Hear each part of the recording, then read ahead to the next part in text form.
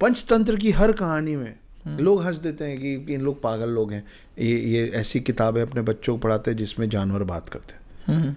अरे भैया, वो जानवर भी जो बात करते हैं वो हमारे बच्चे के सीखने के हिसाब से बात करते हैं। सही बात है। कुछ सिखा के जाते हैं, और फिर बाद में फिर आप जंगल बुक बनाते हो मेरे को देख देख के। हाँ, ये सच है। आपको वो पूरी बात पता है कि नहीं? हो तो खैर बहुत लंबा हो जाएगा। क्या नाम था जंगल बुक? Rudyard Kipling. जब ब्रिटिशर्स का टाइम चल रहा था, ये सत्य घटना है, ब्रिटिशर्स का टाइम चल रहा था, तो एक दंपति जो कि ब्रिटिश फोर्स में था वो आके यहाँ बस गए। उनका एक बच्चा हुआ। वो बच्चा 5 साल की उम्र तक यहाँ रहा। उसकी एक इंडियन आया थी, नैनी। वो उसको सुलाते समय पंचतंत्र की कहानियाँ सुनाती थी। अच्छा। कि ये जानवर इसको ऐसा किया, फिर ये उसको ऐसा किया। वो सुनता सब बड़ा हो रहा था। फिर 5 साल की उम्र में उसके माता पिता वापस ब्रिटेन चले गए, तो ये भी चला गया। 5 साल का बच्चा था, चला गया। वहाँ पे माता पिता का देहांत हो गया। वो फिर फॉस्टर होम्स में रहा। फॉस्टर होम्स में कहीं सेट नहीं हो पाया। फिर बड़ा हुआ, फिर कुछ नौकरी किया, फिर सेट नहीं हो पाया। फिर फाइनली वो वापस इंडिया आया। वो जब इंडिया आया, उस समय एमपी में और यूपी में बड़े घने जंगल होते थे। तो वो गया एक चर्च मिशनरी में। तो उसको पता चला कि मिशनरी के लोग एक ऐसा बच्चा पकड़ के लाए हैं जिसको पिछले कुछ साल से भेड़िए पाल रहे थे। ओहो। खाए नहीं थे, पाल रहे थे। वो 8-10 साल का बच्चा था जो 4 पैर में चलता था। उसको बात करना नहीं आता था। वो बात ही नहीं कर सकता था। वो मांस खाता था कच्चा। वो गुर्राता था।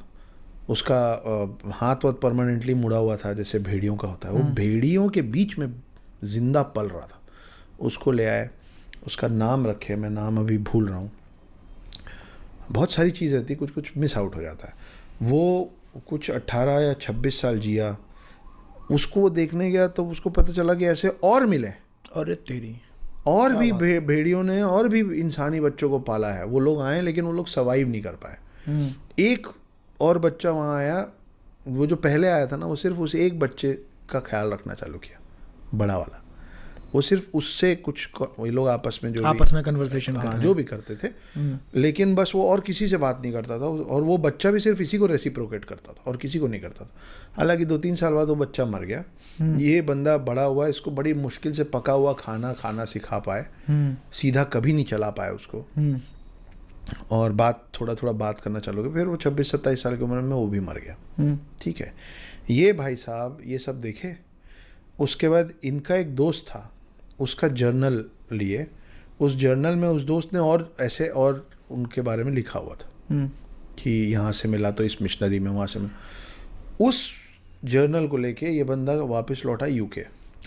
उसके पास करने को कोई काम नहीं था। मैं राइटर हूँ इसलिए बता रहा हूँ। उसके पास करने को कोई काम नहीं था। वो बैठा और उसने ये कहानी लिखना चालू की कि भारत के जंगलों में ऐसा हुआ, फिर एक बच्चा मिला, फिर उसको अब उसने कैसे अपने जीवन का मतलब अपने लाइफ का एक्सपीरियंस और उसमें जोड़ना शुरू किया कि फिर उसको भेड़ियों ने पाला, फिर भेड़ियों ने उसको देश निकाला दे दिया। उसको, उस लड़के को फॉस्टर होम से निकाल देते थे बार बार। तो उनको निकाला, उस बच्चे को गांव में भेजा। तो गांव में उसका मन नहीं लगा, तो फिर वो वापस इनको ढूंढता हुआ आया। और ये भेड़ियों से बात करता था, और उसमें एक बगीरा था बात करता था, और एक भालू था बात करता था। वो बुक बनी जंगल बुक बाय रुडयार्ड किपलिंग। तो ये जो बच्चा था 5 साल का, जिसको भारतीय नैनी पहली बार ये सुना रही थी पंचतंत्र की कहानियाँ, और जो यहाँ सच में विटनेस किया, उसको वो अपनी लाइफ के रियल एक्सपीरियंसेस से मिलाया, जोड़ के, और एक किताब बनाया जिसका नाम था the jungle book by Rudyard Kipling. वो किताब बहुत बड़ी हिट हो गई। वो किताब इतनी बड़ी हिट हो गई, उस किताब पे फिर एनिमेशन बना। एनिमेशन दूरदर्शन भी आया। अब दूरदर्शन वालों को उसके ऊपर टाइटल सॉन्ग चाहिए था। तो वो गया एक आदमी के पास, वो दूरदर्शन वाले पहुंचे एक आदमी के पास। बोले साहब ये ऐसा ऐसा कहानी है रुडयार्ड किपलिंग का, इस पे ऐसा ऐसा एनिमेशन है, इसका टाइटल सॉन्ग चाहिए। तो जो जिसके पास गए थे उन्होंने एक टाइटल सॉन्ग बढ़िया सा लिखा। फिर उन्होंने सुनाया। अब समय कम था क्योंकि ऑन एयर करना था थोड़े दिन में। तो वो आए और उन्होंने सुनाया कि जंगल जंगल बात चली है, पता चला है, चड्डी पहन के फूल खिला है, फूल खिला है।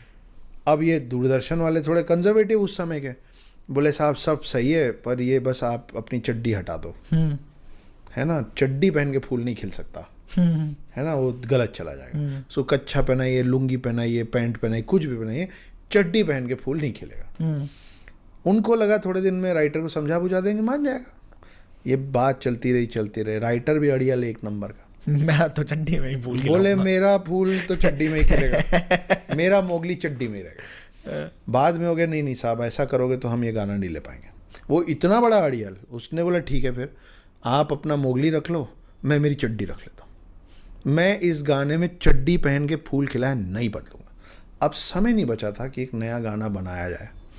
मजबूरी में दूरदर्शन वालों ने यही गाना चला दिया। आपको मालूम है ये गाना किसने लिखा है? गुलजार साहब ने लिखा है। आपको मालूम है कि ये जंगल जंगल बात चली का धुन किसने दिया, म्यूजिक किसने दिया है? विशाल भारद्वाज ने दिया है। तो मैं आपको कहाँ 5 साल के रुडयार्ड किपलिंग की कहानी से ला के अभी 80 साल के गुलजार साहब तक की कहानी सुना दिया। एक और गुलजार साहब, ओशियन ऑफ नॉलेज। गुलजार साहब की बात चली तो एक और बड़ी इंटरेस्टिंग बात सुनिए। एक फिल्म बन रही थी, उसमें शेखर कपूर ने गुलजार साहब के पास गए और बोले साहब एक बच्चे के ऊपर एक गाना चाहिए। तो गुलजार साहब ने गाना लिख के दे दिया। तो शेखर कपूर साहब को मज़ा नहीं आया, बोले नहीं मेरे दिमाग में ऐसा कुछ गाना नहीं था, आप इसको रख लीजिए।